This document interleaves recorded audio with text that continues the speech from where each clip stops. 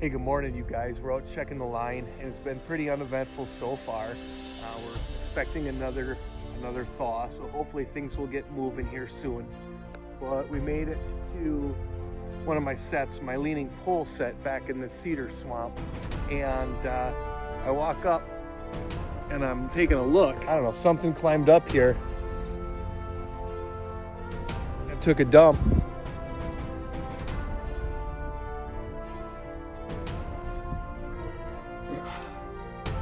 I don't know what that is either. Looks like some fur.